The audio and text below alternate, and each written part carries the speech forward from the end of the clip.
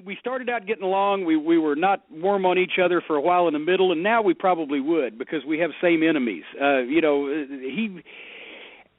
I envy Paul because Paul has the ability to separate business and personal, and he hates Stephanie McMahon. He doesn't like any of those people. He doesn't like the goddamn product, but he still will work for him for money because he's that way.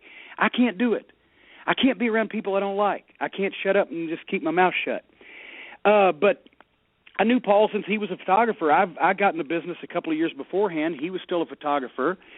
And actually, I'm the one that pitched the whole idea for the original Midnight's Invasion and for them to do that whole thing. And Dusty agreed with it based on me and the Midnight pushing for it. Because I don't think that he was trying to imitate me. I think he was always doing his own thing. It's just that when you got a young guy in his early 20s that used to be a ringside photographer that suddenly becomes a manager and is a motor mouth, comparisons were going to be made. Everybody who knows the both of us always laughs because it's like we're the bizarro world counterpart to each other. He's from New York. I'm as Southern as you can get. You know,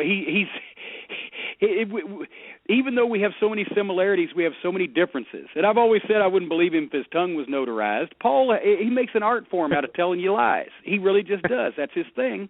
But also he's a great promo. He was a great booker at getting the most out of the least. He got some questionable talent over. I must say that. I think if this can be said, I'm a better businessman than he was, and that's not even saying much because I still always put art in front of commerce, but Paul was a horrible businessman. But he was great. He was great as a manager and great as a booker.